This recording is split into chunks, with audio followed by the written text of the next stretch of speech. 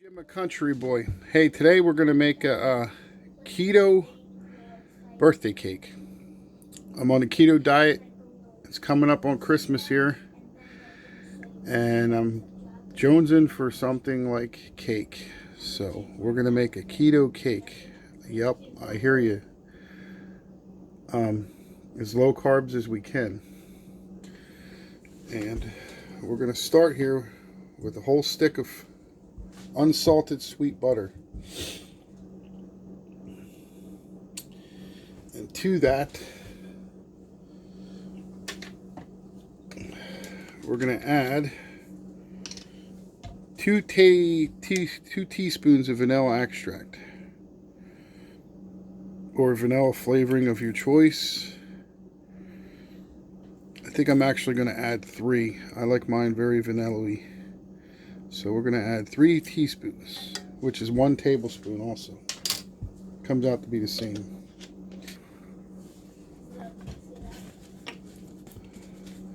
One teaspoon of lemon juice concentrate.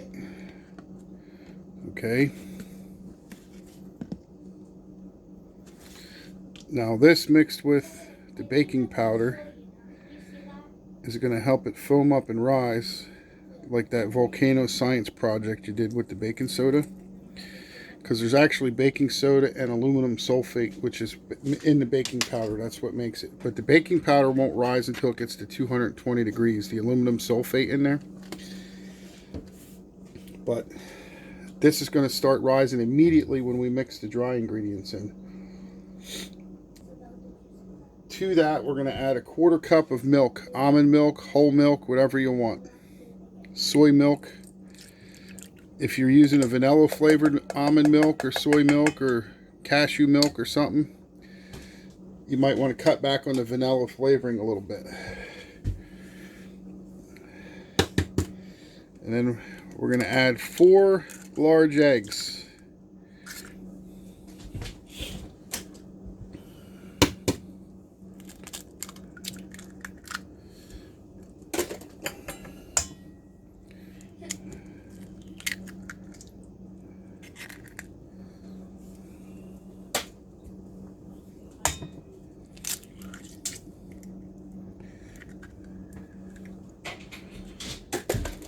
Now, the only dry ingredient I want to add right now is because it helps these eggs get foamy and helps everything blend well together.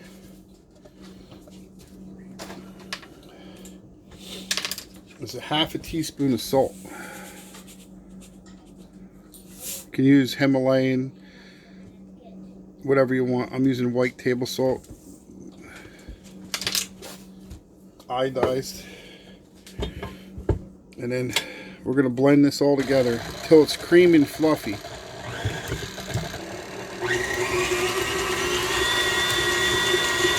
Your butter should be room temperature. It's a little cold out here. Mine's a little harder than that. For some reason this ain't mixing like I think it should, so I'm going to try to put on the other mixer instead of the whip. Let's see if we can gain any progress here. I'm going to put this one on.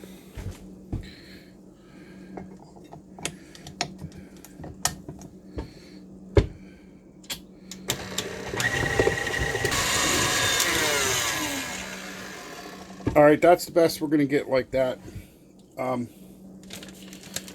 Now, I'm making this recipe up as we go with my knowledge of baking and a peek at some other recipes, because I'm not sure how absorbent this extra fine almond flour is, but we're going to adjust it here if we have to.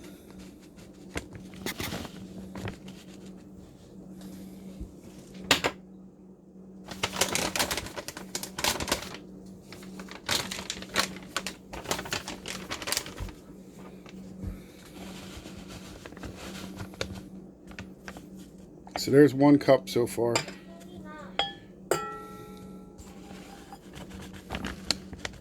Oops, that's the wrong measuring cup.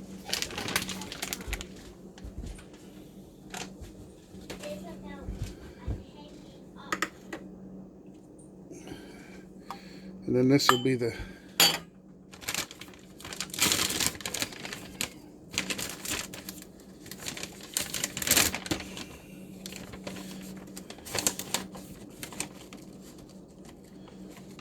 the half loose, not packed, extra fine almond flour.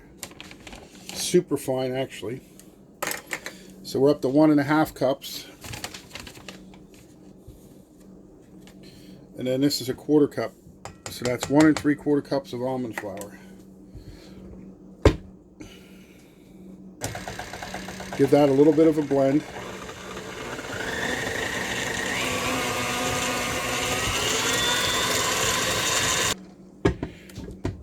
Now, we're going to change instruments again.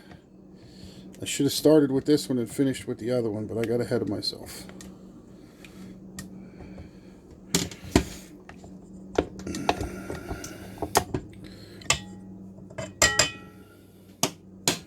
This one's going to go back on. Now, keep note, we didn't put the baking powder in yet. Because as soon as we do, it's going to react to the acid in that lemon juice and start foaming and rising.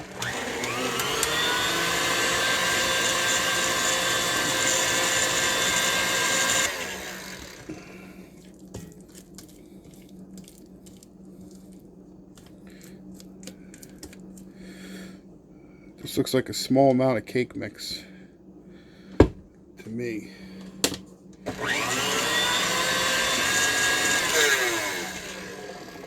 Okay, this looks like not enough batter to me right off the bat. I'm going by some of the other recipes I glanced at for volume. And maybe they're typed wrong, spoken wrong on YouTube, I don't know. But I'm going to make a judgment call here. And I'm going to add more flour. There's another full cup.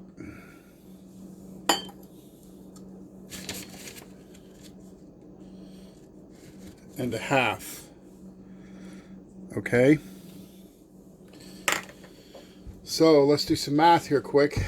That would be 3 1/4 cups of flour total. And because we added more flour, we're going to add more baking powder. So we're going to go for a total of 2 teaspoons of this now.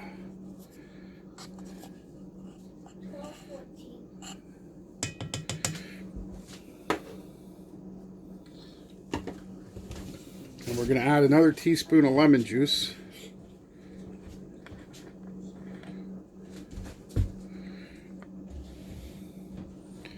And you'll see how that causes that baking stuff, the powder, to rise, foam up.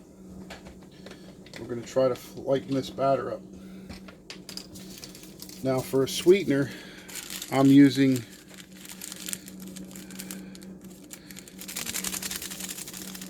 the actual chemical sweetener is sucralose, but it's a generic form of Splenda.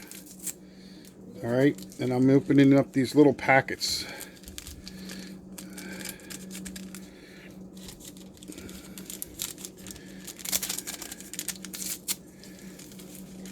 And what we're going to use is 25 of these little envelopes.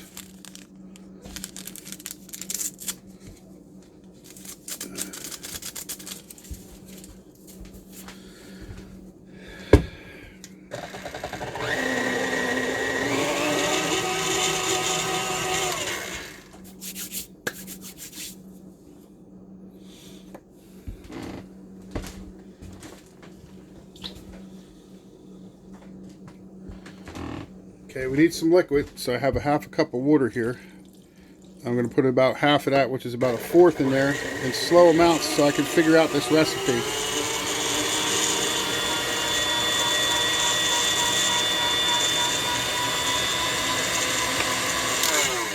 Okay, I put the whole 1/2 cup of water in there for now. We're going to check the consistency here.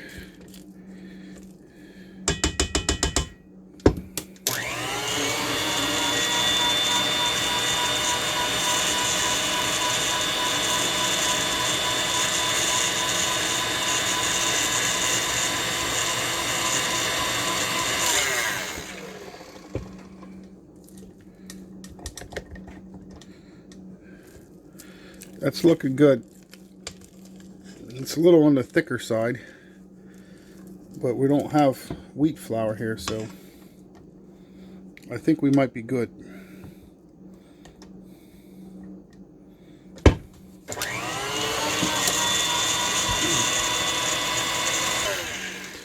going to push this to the side. So basically, you could have used just 3/4 of a cup of milk from the start and 3 1/4 cups of flour, and the rest of the ingredients will go back later and try to write it down into the I'll put it in the comments underneath. I have some spray coconut oil, and we're going to spray this pan. Oh, I'm late. We got to preheat the oven to 350. You should do that as soon as you start mixing up the cake. Nice heavy coat of that coconut spray on there. We're going to put some almond flour in the pan. Maybe 1/8 of a cup. Don't use too much because you'll probably waste a lot of it. And we're going to coat that oil with almond flour. That spray. Just by tipping this and tapping it and dusting it around in the pan. I'm just breaking some clumps up. Okay, so we got our pan ready, coated with. We got our pan ready, coated with almond flour and coconut spray. We have our batter mixed up.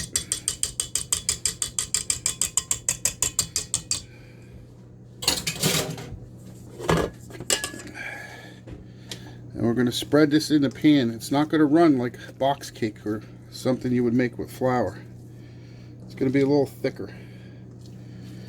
Don't scrape the pan with your spatula. Just clean the bowl out with it good. But when you're spreading this in the pan, try not to touch that edges because you'll cause it to stick later when it bakes.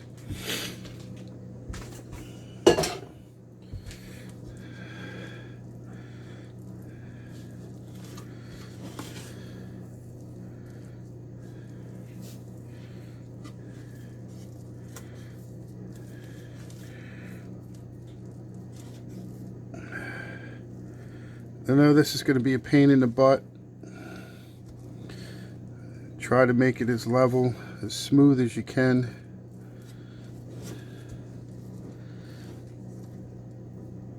These are new skills we need to learn. Cooking keto, baking keto.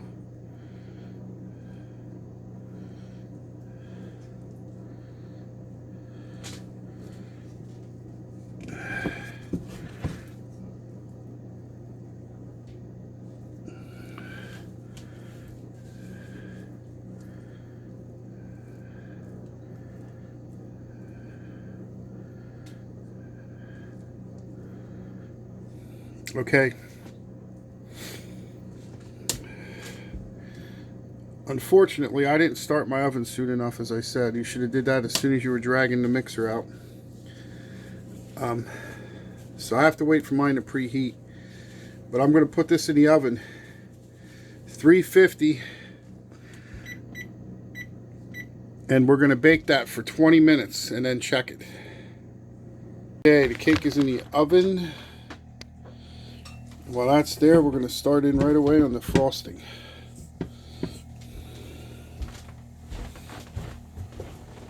We're going to use approximately 4 ounces of cream cheese, half a package. Should be like room temperature. Mine happens to be cold out of the refrigerator.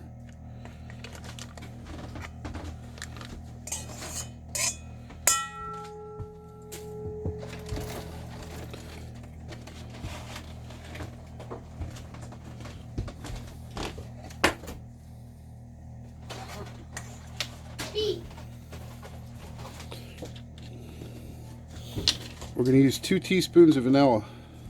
1, 2.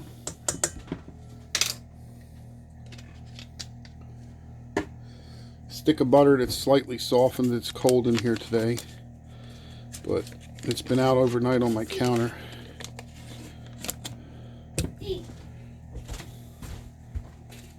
We're using generic Splenda mix. It's actually sucralose, and we're going to use 25 packets again like we did to the cake. We're going to count them out ahead of time. 2, 3, 4, 5, 6, 7, 8, 9, 10, 11, 12.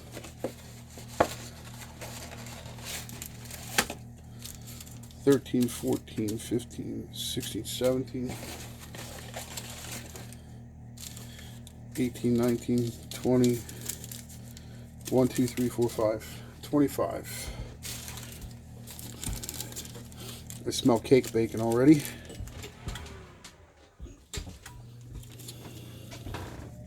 Hopefully it rises right.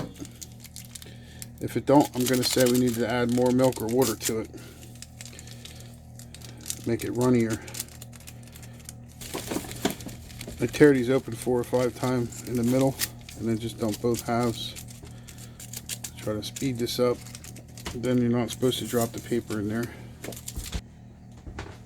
Now, as with the cake, we're going to start with this one and then switch to this one, I believe.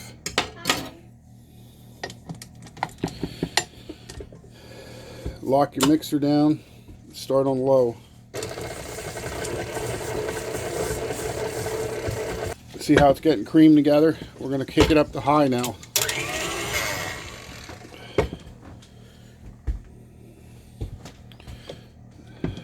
Now this is getting light and fluffy. Okay. Now at this point, we're going to clean this mixer off and switch to the whisk. But this is also the point where we're going to taste it to taste and see if it's sweet enough for you and if it has enough vanilla in it. And maybe even add like a half a teaspoon of salt if you think it needs it to bring out the flavors.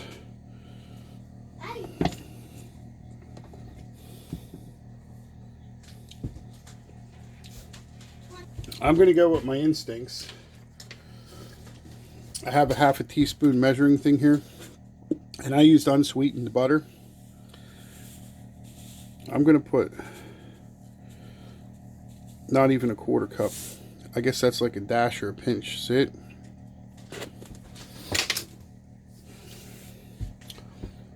And I think it needs a little bit more vanilla. So I'm going to go ahead and add that 1/3 teaspoon.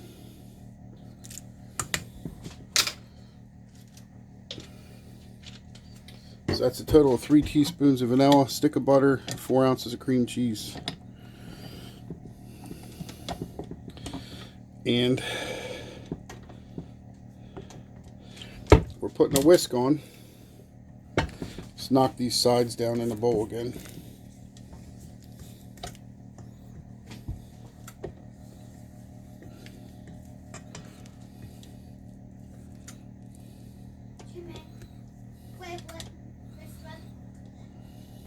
What time do we have Jim? I have to tell Jimmy.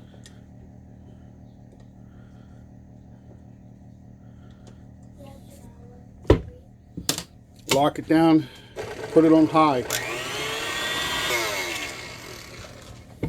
We're going to knock it down again. It's getting very light and fluffy. Just like the whipped store-bought cream cheese frosting you buy in the little plastic buckets. Another little taste for sweetness and flavor.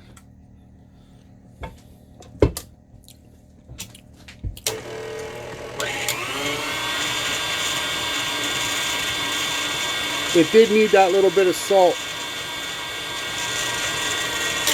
It tastes much better.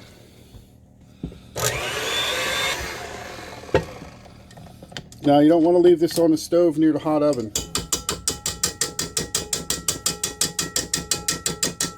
You don't want to refrigerate it, but you don't want it in a warm place either. Maybe it'll be cool on the other side of your kitchen. That's where we're going to store this with this. Catch you back when the cake's done after 20-22 minutes of baking. Okay, here's our cake. I was planning on checking it at 18 minutes. I got busy with an important phone call from the auto garage. It feels like cake. I hope I didn't overcook it to where it's dry, but I cooked it for 27 minutes at 350. So we're going to allow this to cool, and then we'll be back to put on that nice frosting we made. Okay folks, here's our cooled cake. And our homemade frosting, all keto.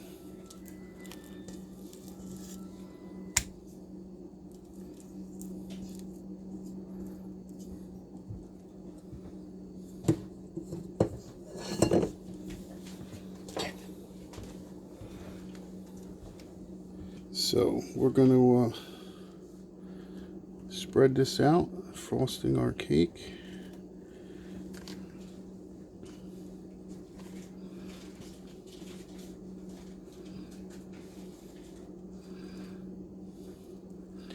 You might want to double this recipe if you like a lot of frosting. I wasn't concerned with a lot, just enough.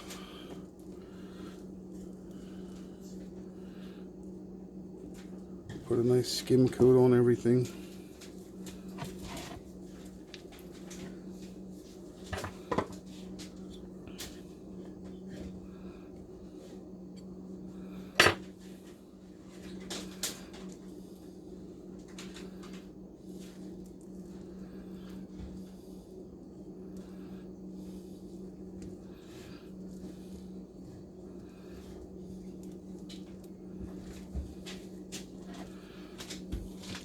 I have these left from my daughter's birthday cake. Unicorn sprinkles from Walmart. They're not keto or anything. I'm not concerned with it for the little bit I'm using. You could leave them off or spend expensive money online and buy keto sprinkles. But I don't think there could be more than a gram of sugar in the whole cake from them. What's it say here?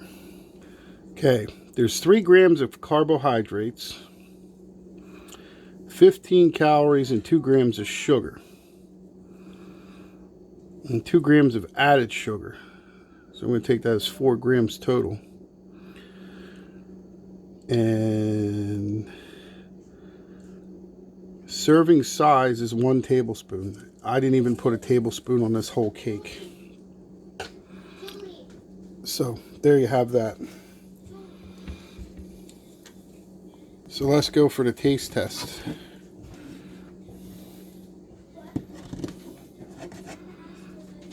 Looks like cake. Just a little thin. Feels like cake. OMG, is that good? That's perfect, folks. Maybe it's a little on the dry side because I overcooked mine, I think. But it tastes like genuine birthday cake.